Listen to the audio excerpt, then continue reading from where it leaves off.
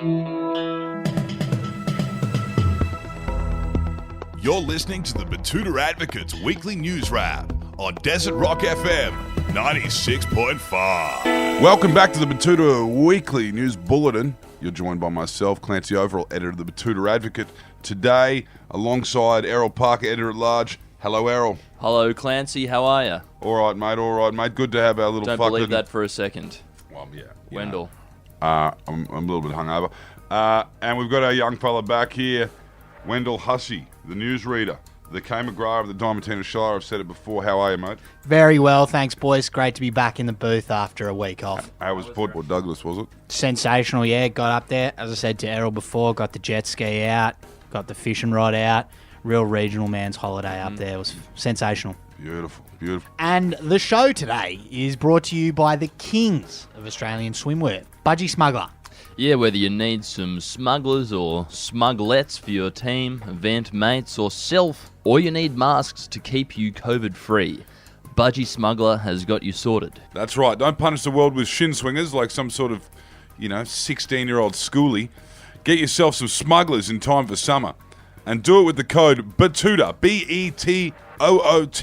You know how to spell it. To get yourself free express shipping. That's right. Chuck in Betoota when you get to the order page on budgiesmuggler.com.au and get kitted out for summer. Now, what have we got up first today?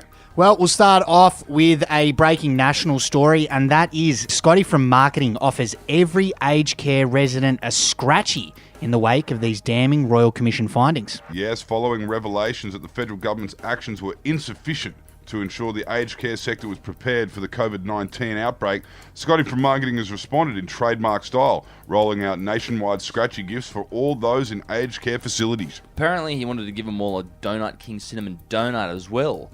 But, because of budget constraints and the fact that Scott Morrison's a bit of a tight ass, it just wasn't possible. Yeah, it's still a nice touch, I think, and you never know, dollar might turn into 10 grand for some of these elderly residents. And moving along to another national story now, Sandstone Unis have called for a government stimulus package of 250,000 Chinese kids in designer wear. Yeah, that's right, Wendell. The university sector is in trouble, and they're calling for urgent support from the federal government, despite the fact they've spent the past 20 years turning themselves into, private businesses who only seem to care about profit. Yes, with the international students off the table, their business model is broken. And instead of refocusing on their traditional role of providing quality education, the universities are instead demanding a government stimulus package of 250,000 Chinese kids in expensive kit to see them through the pandemic. The government has not indicated whether or not they'll be able to provide the universities with even a Foxtel-sized bailout at this point, so we'll just wait and see what happens there. Moving over to the United States this week, and there was a bit going on with the presidential debate giving us a haunting insight into how incompetent the 328 million other Americans must be. Yes, there's been plenty of fallout from that spectacle that was the first US presidential debate. Three old codgers just going at it for 90 minutes, left the world wondering just how they managed to narrow the nation of 328 million down to Trump and Biden. I didn't mind it, Clancy. I thought it was great to see a bit of, lively action. Hopefully next time the boys step away from the podiums and they shape up. That's what I want to see. Let the boys play. And there was a comment on that story from James Musgrave who said, for all their grand posturing, America still hasn't figured out how to invent a microphone that can be muted. And we wrote another story about that debate with America calling upon the only man capable of moderating the next showdown between Biden and Trump. And that man is Jerry Springer, the famous trash television host. Yes, given the lowbrow nature of the debate, the American people have called for Jerry to step out of retirement and chair the next debate, given Fox News moderator Chris Wallace seemed a little bit out of his depth. Well, if we can get Big Steve to help him out, hopefully we will be able to get a bit of a physical altercation, and I'd like to see Steve put his hands on both of them, really squeeze their heads. Who do you reckon would get up? In a fight between Trump and...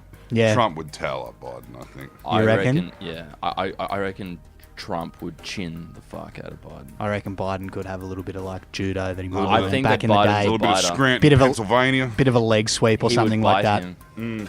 he'd go down biting. Good little Irish Catholic boy from Scranton, as he's mentioned time and time again. We live in hope. Anyway, we'll finish off with a feel-good local story, and an apprentice has celebrated a minor pay rise by locking himself into a financially crippling car lease. Yeah, it's a real inspirational story, this one. The local apprentice cabinet maker Mitch Stimson borrowed close to 3/4 of his annual wage at a predatory 12% interest. But if you ask him, looks good, eh? Surprised he didn't go for a Holden or a Falcon. He went for a Canary Yellow 2005 Proton Jumbuck. But, there you go. He reckons it looks good, and he's got it sitting on 20s. So, good on him. Big fuck-off spoiler out the back. I think he's looking pretty flash, old Mitch. Mate, there's nothing wrong with the old Malaysian billy cart. It handles like a stack of falling encyclopedias. Wouldn't pull the skin off a rice pudding, but it'll get you from A to B. Anyway, that will do us for this week. As always, thanks for tuning in, and we'll be back again at the same time next week to bring you all the biggest stories from our humble regional newspaper. Until then, goodbye. Good night. Hooroo.